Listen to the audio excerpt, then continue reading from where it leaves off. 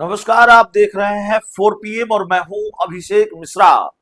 चिराग पासवान ने शाहाबाद इलाके से 2025 के बिहार विधानसभा चुनाव का शंखनाद कर दिया है।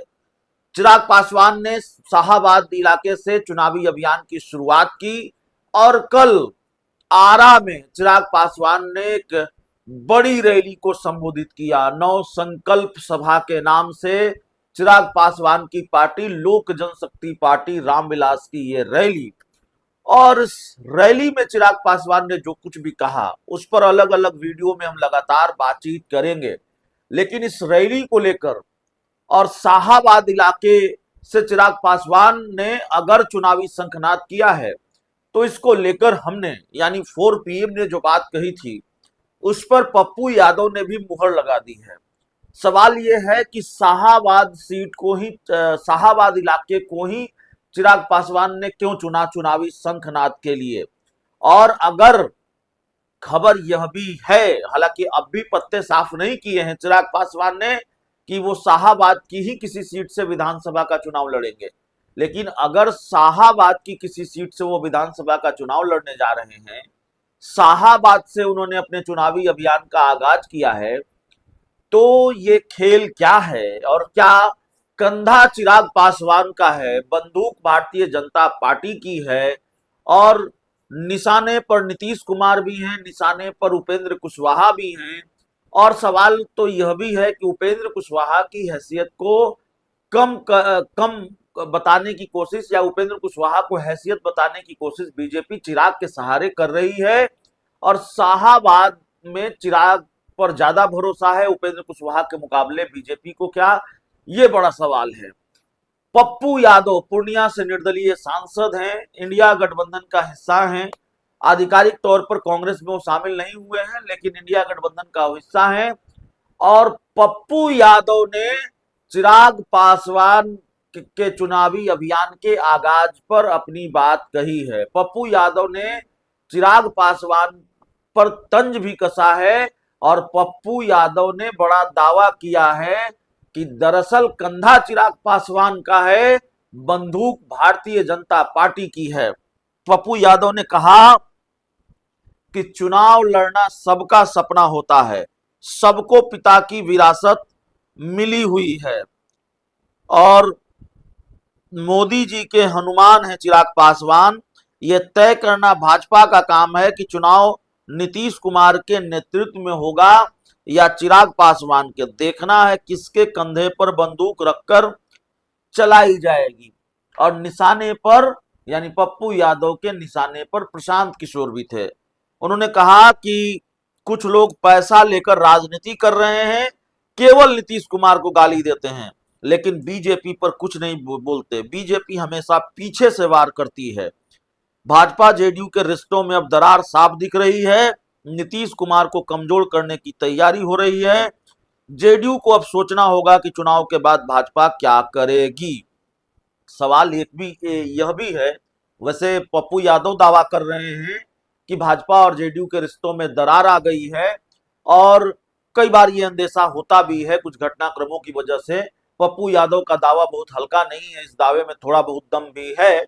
लेकिन सवाल यह भी है कि पहले प्रधानमंत्री नरेंद्र मोदी शाहाबाद के इलाके में सभा करते हैं, विक्रमगंज में सभा करते हैं और उसके बाद चिराग पासवान शाहाबाद के इलाके से ही अपने चुनावी अभियान का आगाज करते हैं।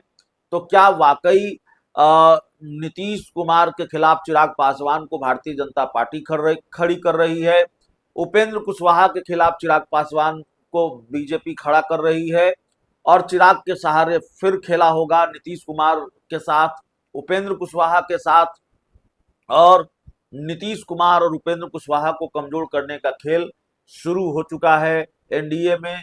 ये अपने आप में बड़ा सवाल है। देखिए, एनडीए को लेकर कई तरह की बातें सामने आती हैं।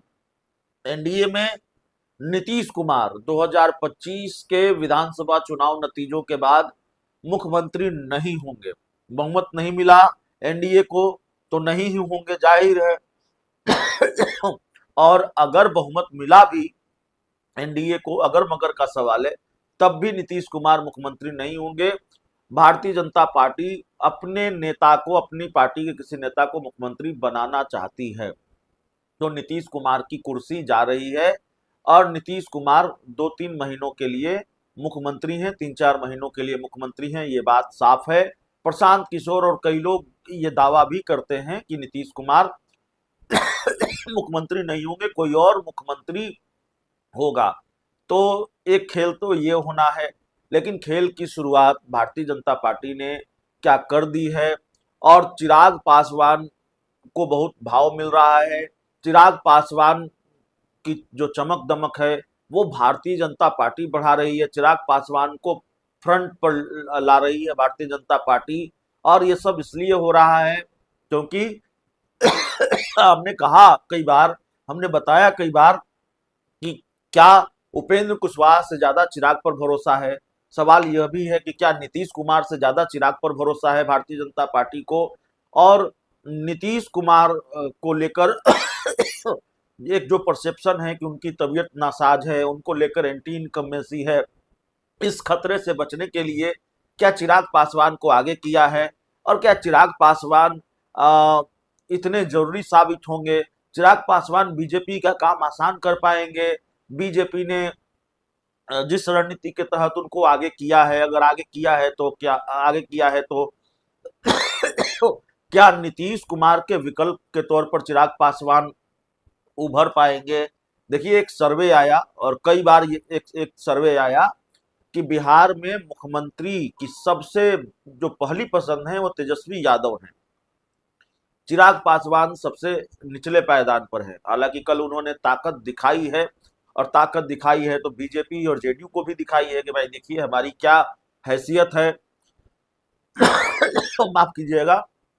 तो लगातार बीजेपी और जेडीयू को उसके सहयोगी दल ताकत दिखा रहे हैं। कल ही उपेंद्र कुशवाहा की भी रैली हुई, उपेंद्र कुशवाहा ने भी अपनी ताकत दिखाई है। तो खैर उपेंद्र कुशवाहा के मामले पर आगे बातचीत करेंगे, विशेष तौर पर उपेंद्र कुशवाहा पर बातचीत करेंगे। लेकिन पप्पू यादव का दावा है कि कंधा चिराग पासवान का और बंदूक किसकी होगी, उन्होंने इशारा किसकी तरफ किया है यह भी बताने की जरूरत नहीं है। तो नीतीश कुमार के खिलाफ बीजेपी खेल कर रही है, नीतीश कुमार के खिलाफ खेल की शुरुआत हो चुकी है। और पप्पू यादव के बयान के साथ हम अपनी बात भी जोड़ देते हैं जो हम लगातार कह रहे हैं कि शाहाबाद से जिस तरह से उपेंद्र कुशवाहा, माफ कीजिएगा, चिराग पासवान ने अपने चुनावी अभियान की शुरुआत की है, तो ऐसा लगता है कि खेल उपेंद्र कुशवाहा के साथ भी हो रहा है, उनको भी हैसियत बताई जा रही है। बहुत बहुत धन्यवाद।